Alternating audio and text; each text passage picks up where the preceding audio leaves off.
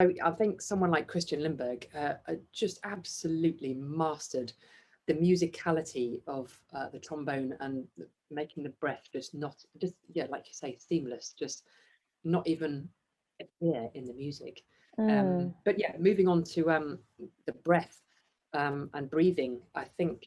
Well, actually, talking about my illness, which you mentioned earlier, um, some of the top oncologists in Europe have actually said that playing the trombone has probably contributed to saving my life and the breathing involved with it. So yeah, I owe my life to the trombone Isn't off that the bat. interesting? It's you know, we talk about, and we'll talk about the journey that you've had, you know, which is extraordinary in itself. But isn't that interesting? You know, we talk about keeping music in our schools and in our communities and so on, and how it creates all manner of positive things, and those are all important things. But for you to say what you've just said, you know, possibly it has saved your life is quite profound. I mean, that is quite an amazing thing. Yeah, yeah. I still like thank my lucky stars every single day. And yeah, my trombone's my best friend, really. Um, if top specialists in Europe have told me that actually that's most probably contributed to saving a life, then well, I'm not going to put it down anytime soon.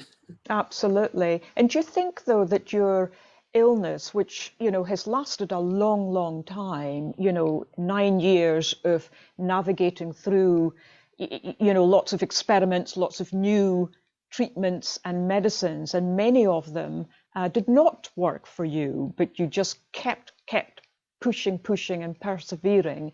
But do you think your illness has made you or changed your playing as a trombonist, and indeed change your whole outlook as regards to how you deal with your business moving forward and so on? Yes, yes, absolutely. Um, I don't think there's any sort of cancer fighter, cancer survivor who would reply no to that kind of question. I think my whole perspectives of life are completely and utterly different. I speak to my mum about it, and she says my personality is completely and utterly different. She Hmm. said, before I was so stubborn, I would be able to argue that black was white and I would win. Yeah. I was very stubborn, and that's I think being stubborn throughout the fight was very useful, but I didn't think I was going to be strong enough. I really didn't Mm. at the start.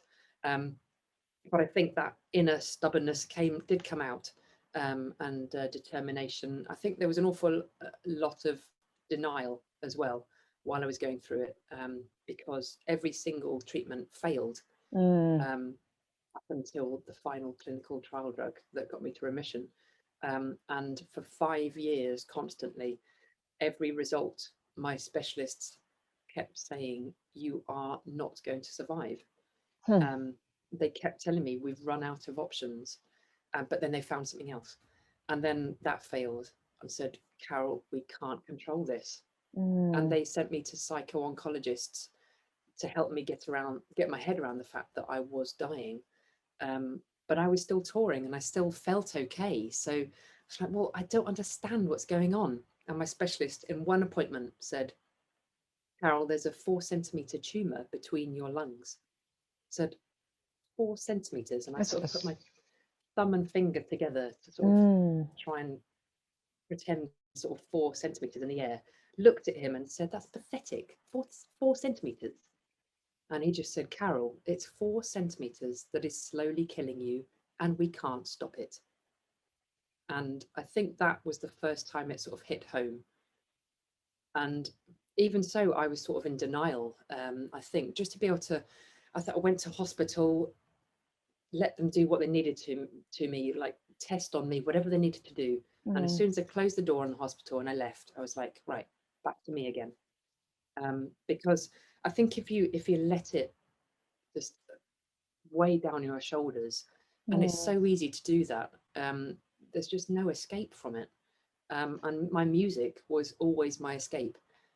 When you go on stage, you get so caught up in what you're doing, so focused and just all in the moment of the music, that was my escape. And I Mm, tell people now, I've had so many people ask for advice of how they can help their mother, their friend who's going through a cancer battle. And I just say, just find an escape, even if it's like 2 hours watching a movie. You can escape the worries just for 2 hours, and that mm, really, really will help you. Just mm. give yourself a break from it, because it can be so all encompassing. I mean, it seems to me that, as a musician, there's always this feeling of stress release, when you perform or if you're on stage. And, there's a certain amount of nerves there. There's the adrenaline going on. And as you say, you escape. There are so many other things to consider. So even if you go on stage with severe toothache or something, or a really bad cold, as soon as you start playing, it just seems to all have disappeared, and then it comes back again as soon as you leave the stage. You think, oh, my tooth. But obviously your situation is much, much more serious. But were you able to talk to people, your fellow colleagues, working colleagues, about your situation? Yes, absolutely. And I think I really, really am so thankful that people kept employing me as well.